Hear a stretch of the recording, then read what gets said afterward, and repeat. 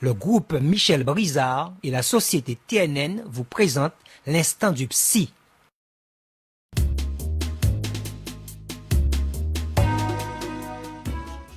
Bonjour et bienvenue dans votre émission L'instant du psy. avec le psychologue Hérol Nussier.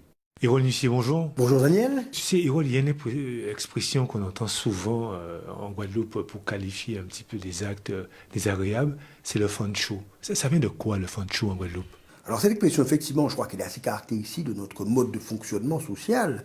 Le fanchou, donc, signifie le fait de chercher à tout prix à détruire l'autre, à empêcher que la société n'avance. On peut dire en français, un pas en avant et 2 ou 3 pas en arrière. Le principe, et d'ailleurs l'image qui symbolise ça, c'est l'image du panier de crabe. On a un panier de crabe ouvert, dès qu'un crabe essaie de s'échapper, les autres vont le faire descendre parce qu'il n'est absolument pas pensable que l'un de nous puisse réussir. Ça veut dire quoi? Ça veut dire que nous sommes dans une société où nous passons notre temps à nous surveiller. Au lieu de nous épauler, de nous aider pour nous permettre d'avancer, nous passons notre temps à nous surveiller et à empêcher les autres d'avancer et à tout faire pour leur couper l'herbe sous les pieds, à tout faire pour empêcher leur réussite, à tout faire pour dire que non pas il a réussi grâce à moi, parce qu'on pourrait dire ça, même si ce n'est pas tout à fait le cas. Il dit non, il ne réussira pas à cause de moi. D'accord? Donc on voit bien que c'est une vision négative de la société qui est en réalité une vision négative de soi-même. C'est-à-dire qu'on projette ses propres erreurs sur les autres, on projette son propre échec sur les autres, et par conséquent, on refuse que l'autre n'avance parce que nous-mêmes, nous n'avançons pas. Et ce mode de fonctionnement est assez caractéristique de notre société.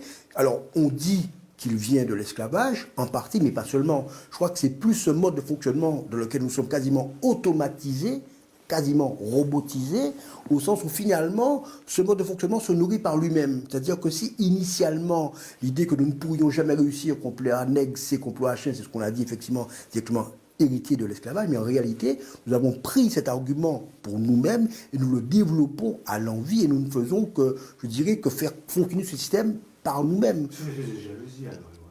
Alors, c'est la jalousie, bien évidemment. C'est une jalousie. C'est la jalousie, mais c'est chronique, mais c'est surtout le fait pour nous de refuser que l'autre ne réussisse. Parce que nous n'avons pas réussi. C'est ça l'idée. C'est-à-dire que je refuse que l'autre réussisse parce que moi, j'estime que je vais. Mais même ceux qui réussissent utilisent ce mode de fonctionnement. Parce que le but, c'est que si moi, j'ai réussi à me sauver, et ça, c'est directement lié à la notion de l'esclavage, celui qui est sauvé, si j'ai réussi à me sauver, à avoir une bonne situation, je ne veux pas que les autres aient cette place parce qu'ils vont être des rivaux. Et par conséquent, je dois les éliminer. Est-ce qu'on peut dire que c'est une pathologie? Alors, ces modes de. Alors, c'est pas pathologique au sens où c'est l'ensemble de la société qui fonctionne comme ça. Donc, puisque la pathologie, c'est une. L'ensemble de la société? C'est une minorité. Une très large majorité de la société fonctionne comme ça. Donc, c'est pas pathologique que c'est une très large majorité, mais c'est pathologique au sens où ce mode de fonctionnement empêche la société d'avancer.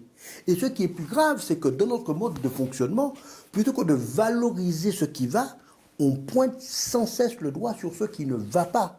Et c'est ça qui est dramatique dans notre société, c'est de toujours voir ce qui ne va pas, surtout chez les autres, d'ailleurs jamais chez soi, d'accord? Voir ce qui ne va pas chez les autres, critiquer ce que les autres n'ont pas fait, sans jamais dire ce que nous aurions pu faire pour faire avancer la société. Et par conséquent, ce qu'il faudrait que nous fassions, c'est quoi? Dire, écoute, on a des qualités et des défauts comme tout le monde. Les Guadeloupéens ne sont pas ni plus intelligents, ni moins intelligents, ni plus instruits, ni moins instruits. Nous ne sommes pas les pires du monde.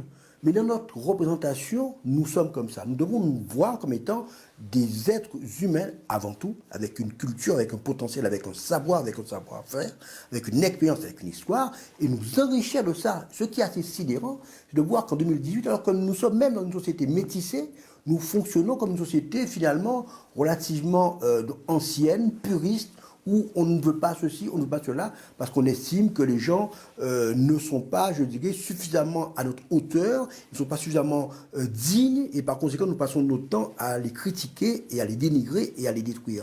Et ce mode de fonctionnement, finalement, à terme, pour reprendre ton expression, est pathologique, puisqu'on finit par se détruire en continuant à fonctionner comme ça. Que faudrait-il faire pour justement sortir dans cet état d'esprit du fanchou? La première chose, c'est d'abord de valoriser ce que nous savons faire. La plus petite chose que nous devons faire, valorisons-la. Nous sommes par exemple, en Guadeloupe, un peuple transformateur. Tout ce qu'on nous envoie ici, nous le transformons pour qu'il nous ressemble à notre sauce créole, notre sauce guadeloupéenne. Eh bien, valorisons ça. Nous sommes un peuple transformateur. Mettons en avant ce que nous sommes capables de faire. Deuxième élément, dans notre éducation. éduquons nos enfants, valorisons ce qu'ils savent faire. Tu as su faire ça, c'est bien. Au lieu de dire, ah, mais tu as encore eu une mauvaise note, tu as encore mal travaillé. Valorisons ce que les enfants savent faire. Troisième élément, dans l'entreprise, valorisons nos collaborateurs. Ce qu'ils ont fait, c'est bien. Ce qui fait qu'ils se rendront compte que ce que vous valorisez, c'est ce qui est bien. Sous-entendu que ce que vous n'avez pas valorisé, c'est ce qui n'est pas bien. Faisons plutôt, je dirais, sous-entendre ce qui n'est pas bien que de le pointer sans cesse du doigt. Mais en valorisant ce qui va bien, ça nous permettra d'avancer et d'être fiers de ce que nous sommes et de continuer à progresser. Ce qui fait que le saut de crabe, il sera plus ouvert mais fermé, parce que dès qu'un crabe va essayer de partir, il va entraîner les autres dans sa suite pour avancer. Et c'est ça qu'il faut. Nous arrivons à ce saut de crabe qui soit fermé, parce que justement, dès qu'il y en a un qui a une idée, les autres viennent l'aider et tout le monde avance. Et je crois que l'idée du pige, c'est un peu ça. C'est qu'une idée, je dirais, soit reprise, soit relayée, soit enrichie par les autres, et que tout le monde essaye de faire en sorte que l'on avance. Alors évidemment, on n'est pas encore arrivé suffisamment au stade de la mise en œuvre, mais il y a déjà cette capacité à échanger et à valoriser ce que font les autres. Et je pense que c'est extrêmement important, parce que sur le pige, cette capacité de valoriser ce que disent les autres, au lieu de les dénigrer, cette capacité de reprendre ce qu'ils disent, de le rapporter et de ne donner que d'informations qui soient de qualité. Et je crois que ça aussi, cette notion d'excellence, qui est le pige. Donc, quelque part, on peut dire que le mouvement du pige valorise et permet justement d'avancer, de sortir de cette stratégie du Fanchou. Donc, l'initiative est bonne, et le mode de fonctionnement du pige, relayé par les membres du pige, me semble être une initiative extrêmement importante. Erol Nussier, merci. Merci, Daniel. Le groupe Michel Brizard et la société TNN vous ont présenté l'instant du psy.